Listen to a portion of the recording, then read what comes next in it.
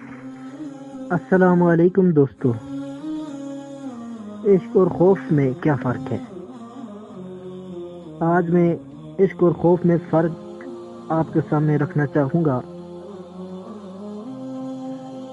تو دوستو، عشق اور خوف میں بہت فرق ہے۔ انسان کو ہمیشہ وہ بات کرنی چاہیے جس کی تائید اس کا عمل کر سکے۔ کفار زبان سے تو اللہ عز و جل کے وجود کا اقرار کرتے ہیں، لیکن ان کا عمل یہ ہے کہ وہ بتوں کی پوجا کرتے ہیں۔ ایک زاہد کے مدعی کی خوبصورت بیوی تھی اور اس کی ایک لونڈی بھی حسین تھی۔ بیوی ہمیشہ شوہر کی نگرانی کرتی اور اسے کبھی تنہا اس لونڈی کے پاس نہ چھوڑتی تھی۔ تقدیر کا حکم ہوا اور بیوی حمام میں تھی کہ اسے یاد آیا کہ وہ تشت گھر بھول آئی ہے۔ لونڈی سے کہا کہ فوراً گھر جاؤ اور جا کر وہ تشت لے آؤ۔ وہ حسین لونڈی بھی اپنے آقا کو پسند کرتی تھی۔ جب وہ گھر پہنچی تو اس نے آقا کو خلوت میں پایا۔ شہوت کے جوش میں وہ دروازے کی کنڈی لگانا بھول گئے۔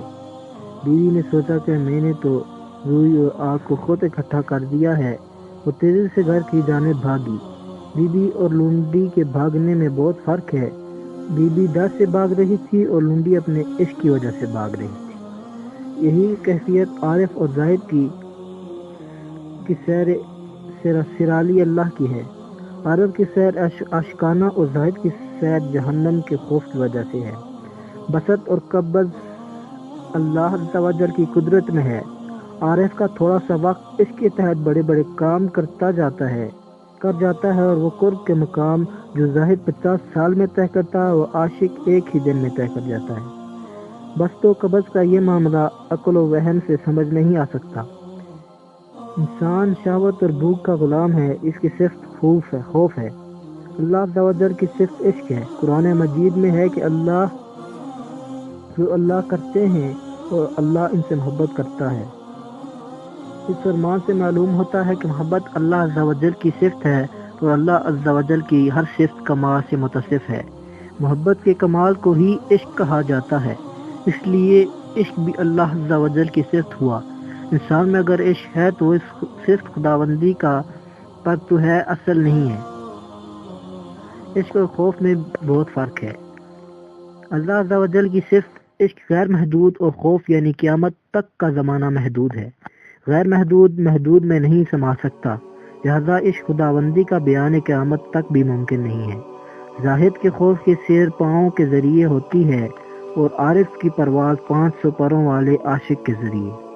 زاہد اس کی گرد تک نہیں پہنچ سکتا۔ اگر اللہ عز و جل کا نور زاہد کی دستگیری کرے تو پھر اس کو بھی عاشقانہ سیر حاصل ہو سکتی ہے۔ اس سے جذب پیدا ہوتا ہے اور جذب جبر و اختیار سے بالاتر ہے۔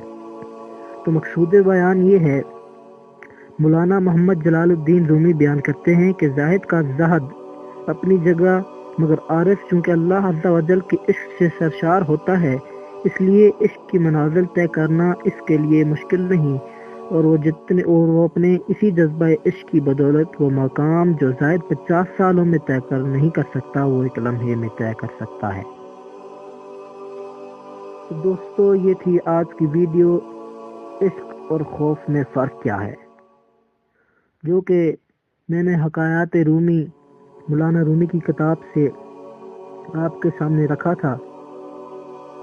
انشاءاللہ بہت جلد ایک اور ویڈیو لے کے حاضر ہوں گا۔ اللہ حافظ۔